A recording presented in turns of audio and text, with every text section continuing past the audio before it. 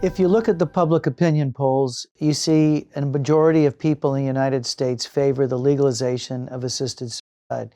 Do you believe those polls? Do you think that's an accurate reflection of where people are? I'm not sure. It's scary if it is. And if it is, I think it speaks to people's despair, collective despair. I think that's true. And I think it's hard to understand how, for civilizations, we always treated suicide as a failure. If someone was up on the ledge, we wanted to talk them down, not ask them whether they had a good reason to jump or not. And yet now, after generations and generations of recognizing our need to help individuals cope with the temptation to take their own life, we're now enabling it. What do you make of Canada's headlong plunge into promoting assisted suicide, medical aid in dying, and even promoting it with the disabled, the mentally ill, and even young people? What does that say about Canada?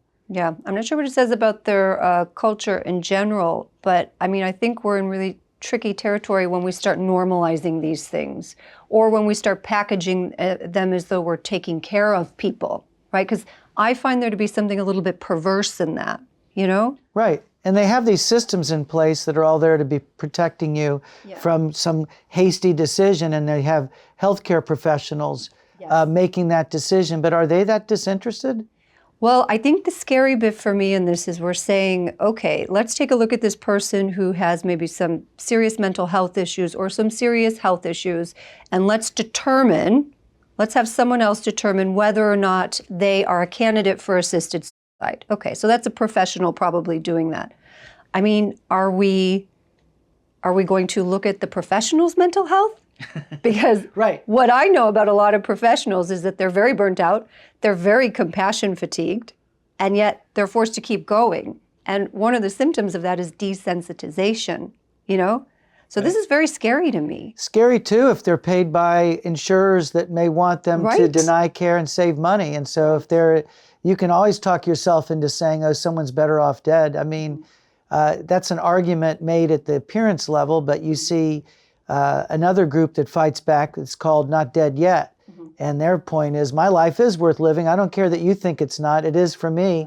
So the disabled community seems to be finding its voice now. When you look at the disability community and how they're now bringing their point of view, saying, wait a minute, you're going to deny us services at home, but then you'll fall all over yourself to give us a help in dying and killing ourselves. What does that mean? I think for the disability rights community, they recognize the target's now on their back. And I think maybe this is a silver lining here, because we are seeing this focus on EDI and things like this, and empowerment in disability and around inclusion and things like that, and hearing their voice is great. So this is maybe a silver lining in this whole thing too. Yeah, because I started off asking you about the opinion polls, but a lot of times the question is about how you ask the question. You know, saying, do you want to put someone out of their misery?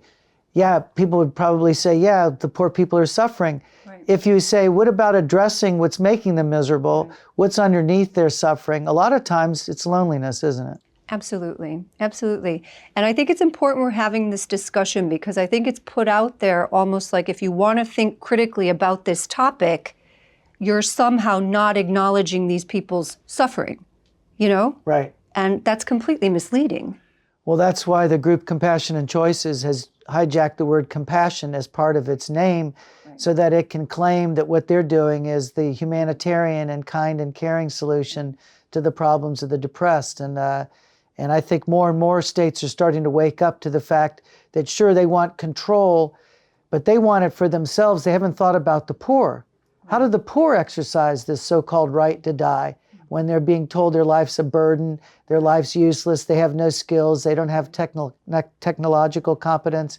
It seems to me this is almost like the equivalent of a push-pull, where you're framing the question in a way that's pushing people toward an answer in support of euthanasia. Yeah, and I think the scary thing in this too is, you know, a lot of those people who are poor or marginalized or disenfranchised, a lot of the reasons for that are the societal failures, you know, from the start, the early childhood stuff, the ACEs, the early adversity, you know. They were never given a chance. So, exactly. So we didn't take care of them at the start, and now we're kind of dismissing them at the end too and saying, we don't want to take care of you now.